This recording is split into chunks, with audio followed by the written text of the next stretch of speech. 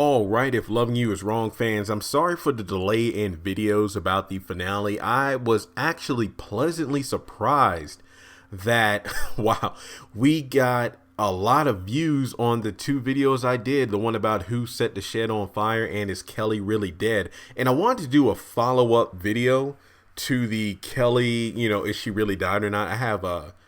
I might do two videos on it, this one and then another one, but on this particular video, I wanted to focus on just a subject matter that I feel like we ought to be talked about in the comments of that video, as well as on Twitter and Facebook. A lot of people have been pointing fingers at who's at fault for Kelly, I'm going to say attempted suicide, just because we don't know if she's dead or not, because it is possible that Lucien was able to find, somebody that can help Kelly. Maybe she, of course, attempted to hang herself, but maybe she was still breathing or something along those lines. They cut us off with a cliffhanger that, left it open-ended to make us want to watch more. But more to the point, I feel like, a lot of people are pointing the finger at Natalie in regards to she should have known that her friend was, going to take her life. And I have to admit that the clip where Kelly is actually quote unquote saying thank you, which was in a way saying goodbye to Natalie and Lucien for everything they've done for her, and that was actually a pretty I'll say like a pretty disturbing scene when I went back and rewatched the episode, just because you knew where it was going.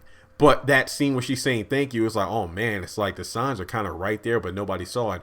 But let me just be honest, before trying to point the finger at anyone, I'll just say that it would be difficult for anyone, especially, and we're just going to focus on Natalie and Lucien, because technically speaking, they were like the last ones to see her alive, if you want to, or interacted with Kelly while she was still alive. But based off her behavior ever since she shot, Travis shot him to death at her front back door, it makes sense why, you're most likely used to Kelly being like hysterical and whatnot, because to be honest, not to try to be funny here, but my mom was just saying that it's a darn shame, all the times people have told Kelly to shut up and be quiet. She might have just hung herself to keep herself from talking. I'm like, dang, Ma, but to be fair, that actually does make sense. And then Justice, oh gosh. Oh man, some people are saying like, didn't Justice give Kelly his belt or something like that to hang her? I don't know. It's just crazy. But I feel like when it comes to Natalie, and I said it before, she means well, but it seems to me that every time Natalie tries to quote unquote help her friends, she usually makes things worse. I mean, we've all talked about how she was the one that hooked Kelly up and gave her the gun to begin with. The gun that was stolen, then gave her the gun to protect herself, and that's what led to her shooting Travis at her back door, and hence why she's in jail now. But the fact that she had that letter to read it, I mean, to be honest, when you think about why is this the one time that Natalie actually followed instructions? Because remember, I'm going to use the most recent example because this is the one that has been burning in my head ever since it happened. Remember when the gunshots went off after, Kelly shot Travis, and then Natalie heard it, and then that begs the question of how the heck did Justice not hear the gunshots while he was quote unquote sleeping downstairs, yet Natalie could faintly hear gunshots and they live next door. So Lucien goes over there after like 4 minutes of, Lucien, go over there and check it out. He goes over there. He's like, Natalie, stay in the house. No, I'm just going to stay on the porch. Natalie, get back in the house. Then he goes over to the house and opens the door. He's like, Kelly, are you okay?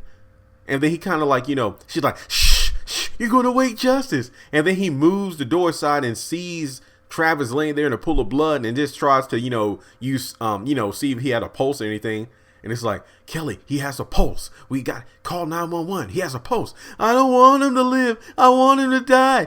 And then when Lucien's, after he made the call, after he tries to calm Kelly down, guess who comes opening the door? It's like, hey, is everything okay over here? Natalie, no. And then she sees the body and she's freaking out. So my question is, if Natalie doesn't really follow instructions, especially from Lucien being a cop, why would this one time she not, I guess you could say, disregard somebody's request?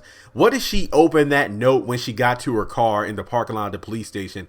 I think that would have been a great way of preventing a suicide, because she would have read the letter and realized, oh man, this letter, she was saying thank you to us and all this stuff. It was her like farewell.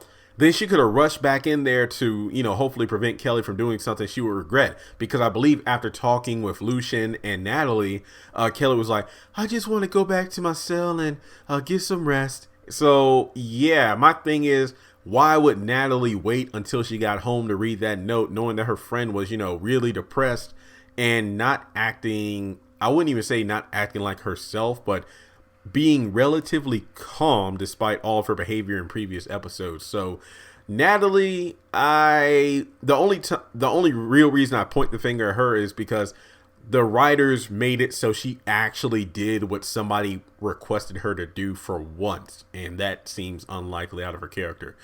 Lucien, being a being a cop, I'm not an expert on this, on how they're trained, but you would think they might have some ways of looking for keys and key signs of behavior that might seem like a person is going to commit suicide. So again, just if you go back and listen to Kelly's speech, that goodbye, it really was a, hey, I'm about to go out of here, especially when Lucien was like, we'll get you out of here. It's like, I don't know. The new DA I was talking with, or the new attorney I was speaking with showed me all the paperwork, and it doesn't look good for me. So, yeah, that should have been another key sign right there. And just don't even get me started on Justice, my God. But, yeah, so I just wanted to, give my 2 cents on, what was going on, because trust and believe, there are a lot of people to point the finger at. Everybody had a role to play in Kelly's supposed suicide. And again, I say suicide with quotation marks, because we have yet to know if she's actually dead or not. What's his name? Ian, was he the Larry's partner at the law firm? Again, another I feel like if anything, he was the one that really got this thing started, not counting Travis, of course, but let's just talk about Kelly being arrested up until the point where she committed suicide. Ian was actually going to help him out, but then Larry was like, nope. And yeah, things are definitely not good. So with that being said, those are just my initial thoughts on the whole, whose fault is it that Kelly committed suicide? So let me know your thoughts in the comment section below, and let me know if you want me to do more If Loving You Is Wrong videos. The Haves and the Have Not returns May 1st. At the moment, I don't know when If Loving You Is Wrong is coming back, but as soon as I get some information, I'll pass it along to you. So again, thanks so much for subscribing to the channel, which I recommend doing if you haven't done already.